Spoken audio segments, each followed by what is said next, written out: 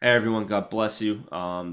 Watching the Frank Turek Q&A video. This is one where he addresses evidence from other religions. I'm very interested to see what the question actually is, as well as what Frank Turek mentions as evidence for other religions. In particular, I'm curious if he will mention Buddhism at all. I know that an argument that I make a lot, I know a lot of other apologists that are evidentialists like to make, is focusing on the historical reliability of the New Testament text as a way to build the case for Jesus having lived, died, and rose from the grave for our salvation.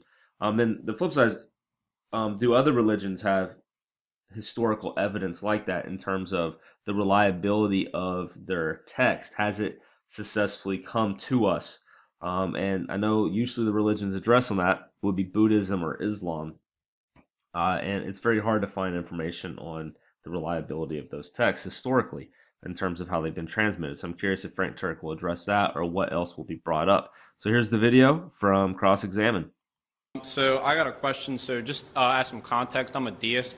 So A deist? Yes. Like a Thomas Jefferson kind of person? Yeah. Okay. So just like with all these facts you've proposed that support Christianity, how do you reconcile them with evidence for other religions in terms of historical data for any Buddha or any of them? Right. Well, excellent question. I think that what you need to do, because people sometimes say, have you investigated every other worldview out there? And the honest answer is no. I've investigated the theisms out there. Why? Because I think there is very good evidence for theism. And if there's very good evidence for theism, all non-theisms can't be true. Doesn't mean everything a non-theistic worldview teaches is false, but when it comes to the existence and nature of God, they appear to have it wrong. So if theism's true, that would mean Hinduism isn't true, Buddhism isn't true, New Age isn't true. Just the big religions would be Christianity, Islam, or Judaism could be true. And then what you do is you look at those and you see the evidence for those.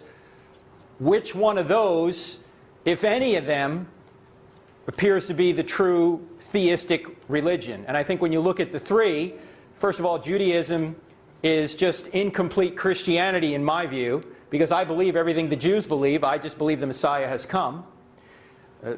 Jews who are conservative. Yeah. And with Islam, I think when you look at the situation with Islam, remember, Muhammad comes along in 570 A.D.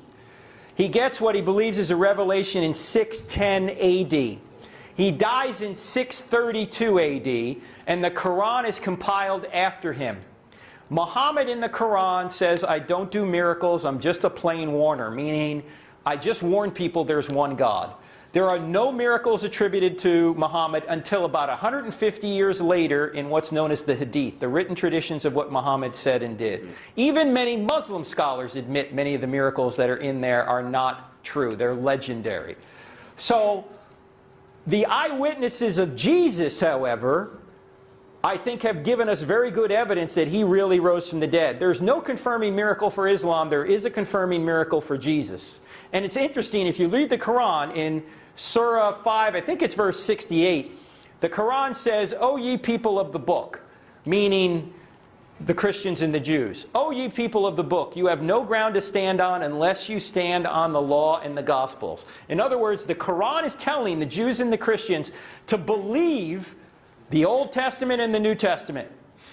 Well, the problem is the Old Testament and the New Testament leave no room for Muhammad in the Quran. The Quran is actually telling Christians and Jews you ought to trust the Old and the New Testaments.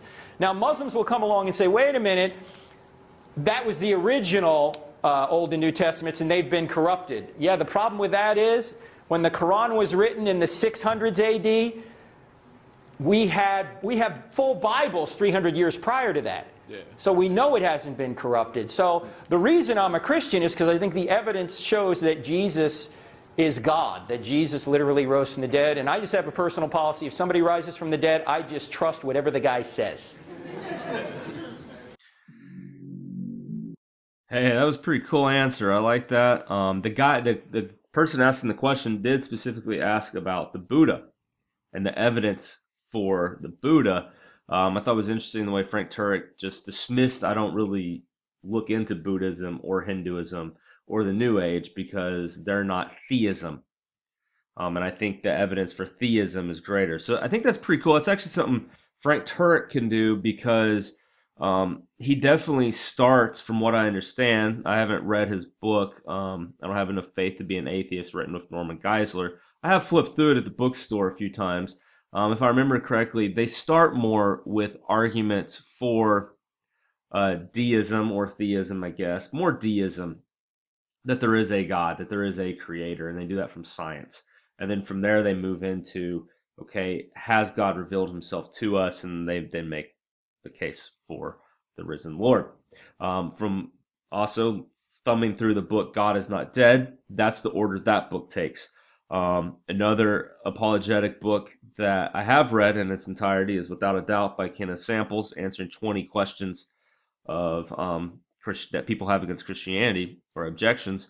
And it also starts more with arguments for theism and then moves into Jesus rose from the grave. So that's a pattern a lot of people make. I don't do that. I start right with the gospel, right with Jesus, right with the resurrection. As Frank Turek ended, he typically, as a rule, trusts people that rise from the dead. And Jesus is the only person in history who foretold 3 days in advance he would die and rise from the grave and come back. And I'm curious, I saw that movie. It's the second Sherlock Holmes movie with Robert Downey Jr. Uh, and I think it was the second one, not the first one, in which they do have a dying, rising scenario where someone predicts a resurrection. And I'm curious if that movie in that scenario was partly to take a hit at Christianity, to open the door for, well, what if someone else does the same thing as Jesus, predicts his death and rises? Will you then now trust whatever that person says? Now you have competing resurrection stories, which is another take that people have done. They try to reduce the resurrection to just being a plagiarism or knockoff of some previous resurrecting gods. And I've had a video on that before, podcast on that before, so that can be found on my channel if you search for it. So I do like what Frank Turek ended there about trusting Jesus because of the resurrection. Now, other people have been raised by the dead, but it was people raised by apostles or people raised by prophets, or people raised by Jesus himself. And the apostles and prophets are doing it by the power and word of God. So, yeah, trust Jesus. He's the one that can rise people from the dead. He proved it by rising himself from the dead.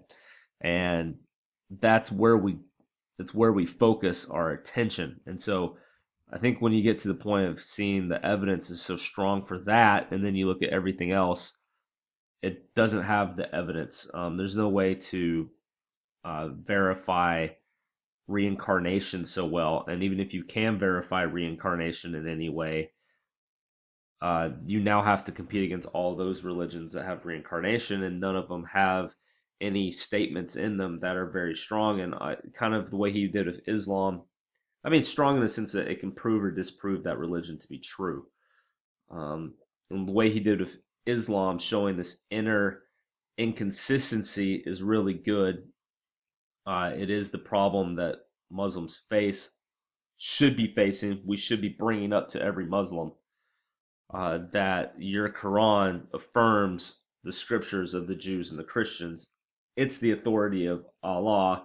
So if it affirms the scriptures that clearly came before the Quran as needing to be trusted and held on to, why do those texts contradict other segments of the Quran? It leads the Muslim to have to go, well, the Bible's been corrupted, in which case, you, as Frank Turek pointed out, well, we got copies of the Bible before Muhammad, we got copies after. They say the same thing. So since Muhammad in his life affirmed the Bible, the scriptural text, as being from Allah, then when did this corruption take place? You know, if it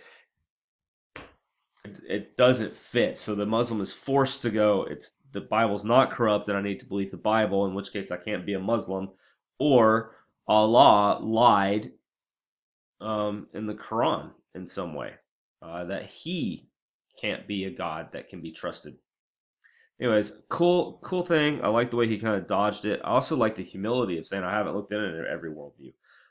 And I would recommend, the one thing I would add, if you're not going to go the theism route with someone, I only look at theistic religions because I think that's where the science points. I think that's where the reason points.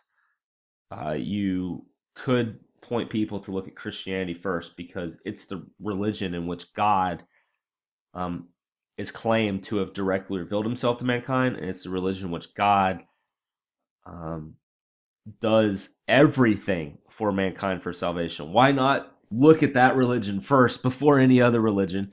Because it's here where we actually do have a God that stepped into our world through history and a God that has done everything for us for our salvation.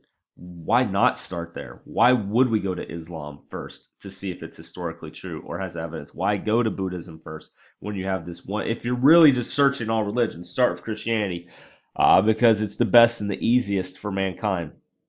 And I mean, that may be just a lazy answer, but I mean, why not start there? That's one thing I would kind of add if you're going to look at religions to see which is historically true.